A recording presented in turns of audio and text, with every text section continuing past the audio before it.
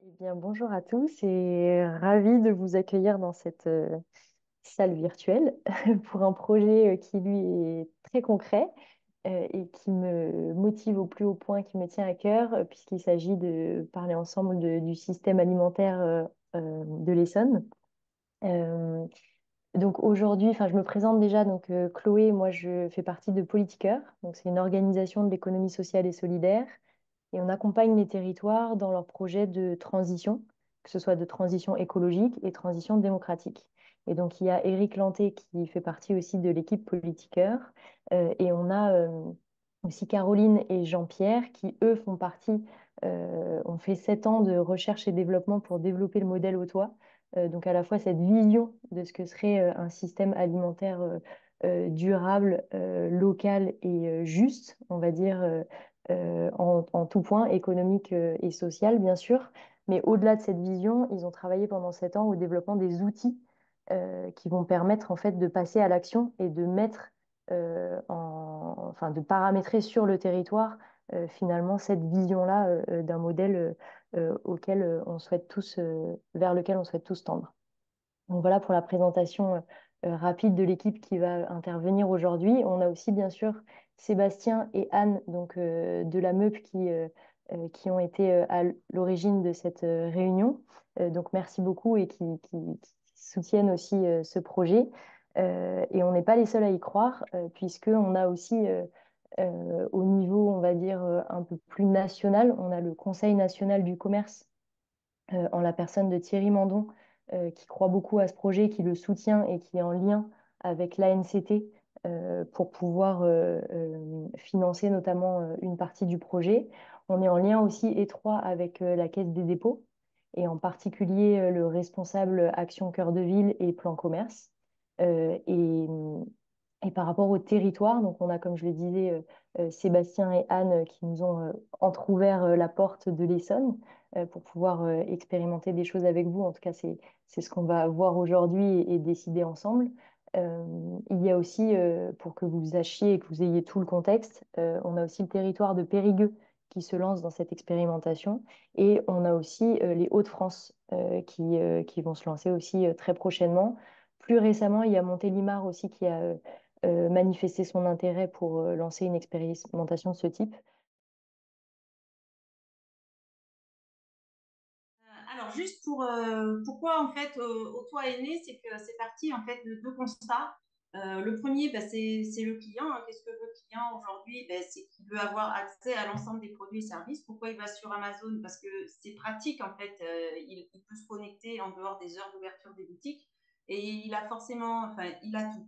Et le client nous dit aussi qu'il veut avoir accès aux produits locaux. Donc, il peut aller dans les AMAP, mais il n'a pas forcément tout ce qu'il veut. Le deuxième constat qu'on a fait, c'est les acteurs locaux et notamment Jean-Pierre de par sa famille, qui est une famille de commerçants. Donc on a pu beaucoup écouter ce que les commerçants, les artisans, notamment du centre-ville de Périgueux, et nous disaient, ben, nous, on voudrait de la visibilité, pouvoir faire un petit peu plus de chiffre d'affaires, vendre un peu plus, mais ça coûte cher effectivement quand on est tout seul. D'où l'idée de Hautois, en fait, de regrouper en fait l'ensemble des acteurs d'un même territoire, aussi bien les artisans, les producteurs, les artisans, les commerçants, les centres-villes, les marchés locaux, les AMAP, mais également les acteurs de la grande distribution. Et pour avoir une offre la plus complète possible pour satisfaire le besoin du client, on a aussi rajouté les grandes marques. Voilà. Tout ça, c'est en fait, on a rassemblé l'ensemble de ces acteurs autour d'une plateforme numérique.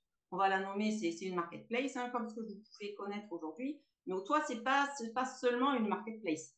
C'est beaucoup plus ample. Et en fait, vous avez, je ne sais pas si vous voyez ma souris, mais ça peut fonctionner grâce en fait à ce maillage-là, qui est un maillage de toit en fait de points de retrait. Et ces points de retrait-là, ils vont servir aussi bien à la dépose le matin des commandes des artisans, des commerçants, des agriculteurs pour pas qu'ils aient à faire 30 km pour apporter les produits. Et ils vont servir également le soir à la récupération des commandes par le client. Donc ça, c'est un double enjeu.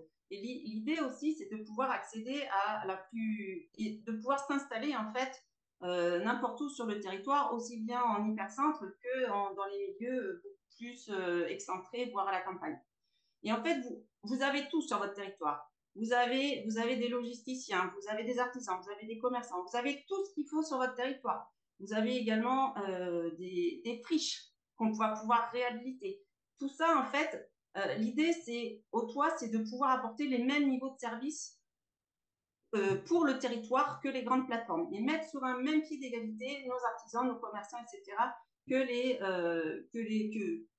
les grandes marques, en fait. Si tu peux passer à la suite, Chloé, s'il te plaît.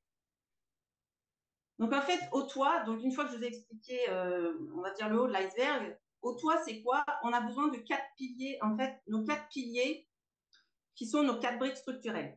On a d'abord une plateforme numérique territoriale. Donc ça, vous allez me dire, OK, on a besoin d'un site marchand pour pouvoir diffuser l'offre.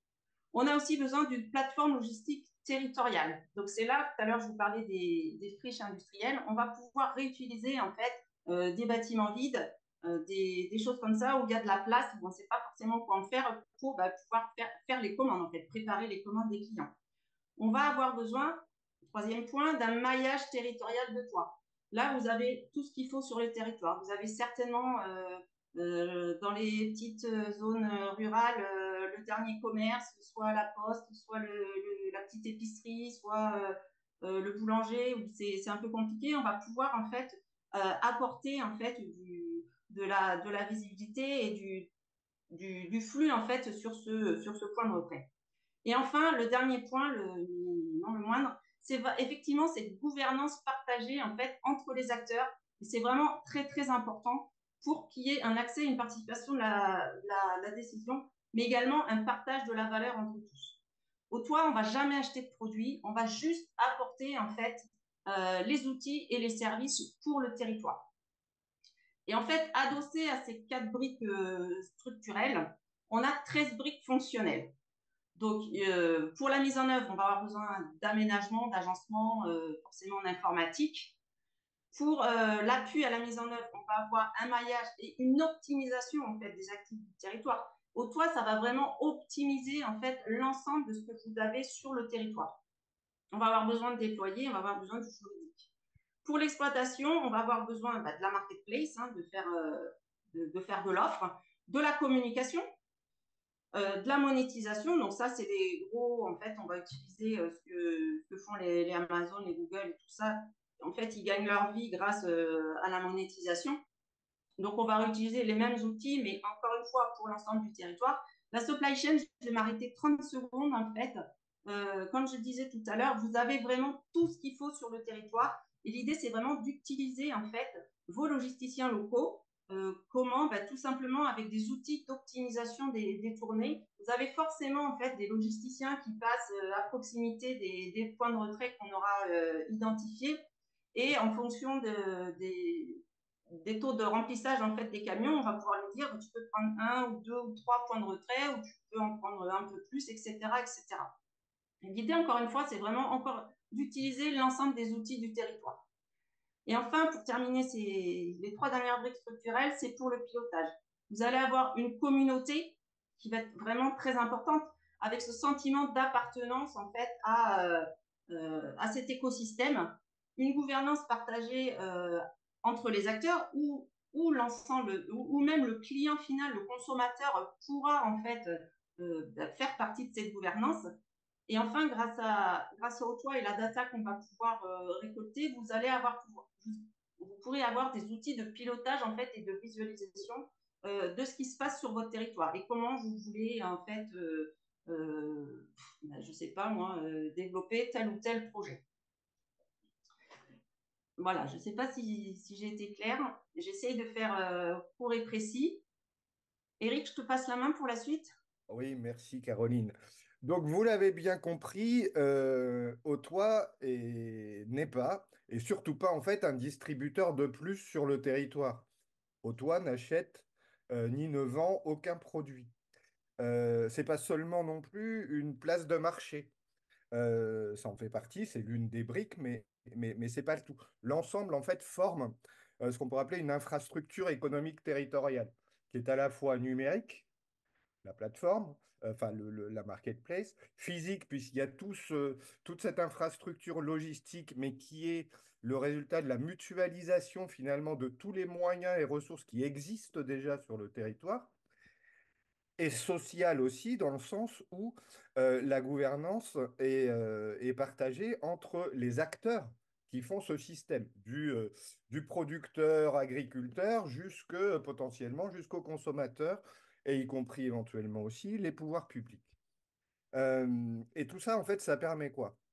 Ça permet de tisser des nouveaux liens entre les acteurs et les ressources du territoire, ce qui permet en fait de densifier et de conserver la création de valeur sur le territoire, plutôt que de se la faire extraire par des acteurs qui sont, alors des gros acteurs nationaux ou multinationaux, qui sont en fait extérieurs au territoire et qui se substituent au tissu économique du territoire. L'autre point, c'est de mettre à disposition finalement des acteurs du territoire des services logistiques mutualisés auxquels ils n'ont pas accès aujourd'hui. Les gros acteurs, ils sont bien organisés, ils ont les moyens, etc. Mais les plus petits, ils n'ont pas cette possibilité en fait d'organiser des circuits logistiques parce qu'ils ils n'en ont tout simplement pas les moyens. Euh, Autre point encore que permet cette infrastructure, c'est d'offrir aux consommateurs, finalement, la même liberté de choix et qualité de service en tout point du territoire, justement par le maillage des toits dont on a parlé et la plateforme numérique. Et enfin, et ça c'est last but not least, comme on dit, c'est la capacité en fait à piloter le développement du système en fonction des enjeux du territoire et du choix de ses acteurs. Et ça, c'est vraiment la brique gouvernance partagée qui l'apporte, ça. En fait, le territoire et ses acteurs sont maîtres de la manière dont ils veulent utiliser et développer cette infrastructure. Et en fait, pour faire tout cela, le modèle au toit, et d'ailleurs, c'est la raison pour laquelle Chloé, Vincent, qui n'est pas là, et moi, on s'intéresse particulièrement à ce modèle, c'est qu'il intègre nativement ce qu'on appelle, nous, des PEPS, c'est-à-dire des pratiques écologiques, productives et sociales, qui permettent en fait de construire, en les articulant, des systèmes d'économie régénérative. Et en premier lieu, parmi ces PEPS, il y a l'économie de la fonctionnalité, la coopération entre acteurs, la mutualisation des moyens, l'économie circulaire, mais aussi des principes plus sociaux, qui sont les principes de l'ESS, de gouvernance des communs qu'on retrouve dans le cadre de la gouvernance partagée au sein de la société de territoire. Et en cela, Autois, en fait, est en soi un système régénératif. Mais pas seulement, en fait, parce qu'il doit aussi être vu comme un socle, un moteur, en fait, un accélérateur des dynamiques et politiques de transition économique, écologique et sociale du territoire. Là encore, c'est aussi la gouvernance partagée qui permet ça, de décliner des politiques du territoire en fonction des enjeux qu'ils considèrent comme prioritaires. Alors comment? D'abord parce que le système au toit, bah là on voit bien, on l'applique en fait aux produits alimentaires de grande consommation, mais on peut l'étendre à d'autres produits, d'autres services, je pense à la santé par exemple. Et aussi parce que en fait il peut faciliter les synergies avec d'autres enjeux et systèmes du territoire. Je peux prendre plusieurs exemples. Enfin, il y a par exemple celui de la mobilité ou de la transition agricole. C'est-à-dire que euh, au toit, si je prends l'exemple de la mobilité, à partir du moment où son fonctionnement est à l'échelle, va permettre d'optimiser les flux logistiques, donc de réduire a priori les flux de camions, etc. Si cette flotte, elle est décarbonée, eh ben, on va réduire d'autant plus les émissions de CO2, donc on active deux leviers en même temps. Et troisième point, si jamais on se dit par exemple que cette flotte décarbonée elle est alimentée par de l'hydrogène, on peut aussi faire la connexion avec le développement d'une filière d'énergie renouvelable sur le territoire. Comment est-ce qu'on peut articuler tout ça? Idem évidemment avec la transition agricole, où à partir du moment où on met en valeur les acteurs locaux, on peut aussi en faire un levier de transition pour favoriser les agriculteurs qui passent en bio ou en agroécologie, par exemple. Voilà, je termine là-dessus. Euh, Eric, je veux juste rajouter une petite chose oui, que j'ai oubliée, parlant de la logistique que tu m'as fait penser là, en le redisant. C'est que l'année dernière, je crois que c'est l'année dernière, il y a l'ADEME qui avait sorti un rapport sur le commerce en ligne, sur les impacts environnementaux de la logistique, des transports et des déplacements. ouais. Et nous, en fait, on s'est aperçu qu'il y avait beaucoup de rapprochements, en fait, notamment entre le modèle qu'on a fait et les recommandations, notamment, tu parlais de la flotte multimodale écologique, regrouper tous les articles en une seule et même livraison, des points de retrait mutualisés, voilà, l'optimisation des tournées, des plateformes territoriales en vrac, on va pouvoir diminuer le suremballage, réduction des déplacements individuels. Enfin, il y a beaucoup de choses dans toi et c'est vrai que ce rapport, bon ben voilà, on était content qu'il soit sorti parce qu'on voyait qu'il y avait beaucoup de rapprochements et on était dans le vrai. Bon voilà, c'est juste le petit point que je voulais rajouter. Tout ça, ça se met pas en place tout seul et on a besoin en fait de configurer le système qui est quand même un système relativement complexe. Il y a plein de paramètres à régler pour le configurer en fait en fonction des spécificités du territoire, ses enjeux prioritaires, ses ressources et ses acteurs. Ce sera jamais pareil d'un territoire à l'autre.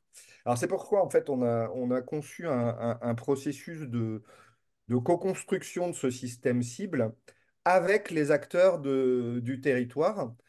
Alors on l'a défini en 4 étapes relativement. Alors il y a une étape assez longue, j'y reviendrai tout à l'heure, mais le processus en fait est relativement compact pour les acteurs puisqu'il se déroule en deux journées et demie d'atelier dont je vais vous expliquer les objectifs. Alors, il y a une première étape préalable qu'on réalise à partir d'un outil qui a été développé par Vincent, qui travaille avec nous chez Politiqueur et qui peut pas être là aujourd'hui, mais qui permet en fait de cartographier et de relier l'ensemble des ressources d'un territoire, qu'il s'agisse de ses acteurs, de ses ressources immobilières, par exemple, de ses ressources de production, etc., etc. Donc, tout ce dont on a besoin pour configurer un système tel qu'Autois.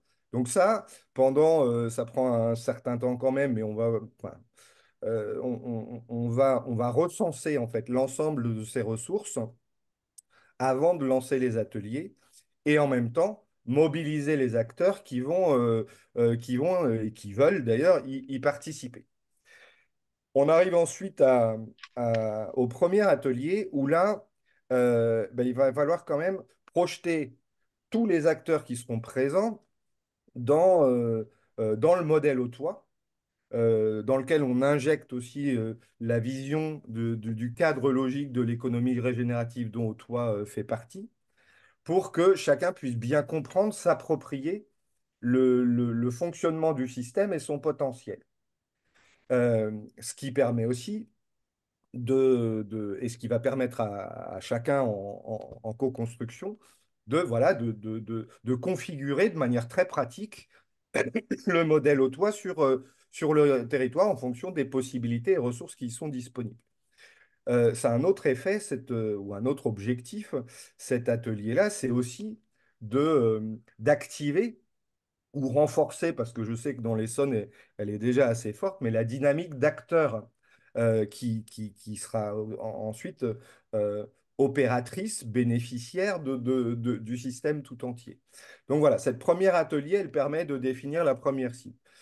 Dans l'intervalle, nous, qu'est-ce qu'on va faire? On va prendre toutes les informations qui sont sorties du premier atelier et on va les modéliser et commencer à chiffrer. Qu'est-ce que ça donne d'un point de vue chiffre? Donc, on va arriver au deuxième atelier avec une sorte de chiffrage martyr du projet qui a été défini par les acteurs. On va retravailler là-dessus, affiner le projet et en construire la feuille de route pour le mettre en œuvre, donc le plan d'action finalement. Et on aura une dernière demi-journée d'atelier où tous ensemble, on va construire en fait une présentation du projet, de son business model, de sa feuille de route pour finalement instruire une décision de, no go, de go no go pour lancer la mise en œuvre du projet en toute connaissance de cause. Voilà. Et oui, alors à chaque, enfin, ce processus-là, il produit quoi? Il produit en fait trois types de livrables. D'abord, enfin, le modèle, quoi. Quel est le système territorial cible avec l'identification de tous les points de retrait, les toits dont Caroline vous a parlé, euh, le, euh, l'endroit pour la plateforme logistique. Ensuite, il y a toute la partie, on va dire, ingénierie sociale, donc à la fois la gouvernance du projet de mise en œuvre, mais aussi la préfiguration de la gouvernance du système cible. Donc, on va travailler sur les deux aspects. Et évidemment, la dynamique d'acteurs, l'engagement, le rôle et responsabilité des parties prenantes du système. Et enfin, des aspects plus pratiques, très orientés business et mise en œuvre, finalement. C'est donc quel est le business model du projet, son budget et la feuille de route pour la mettre en œuvre.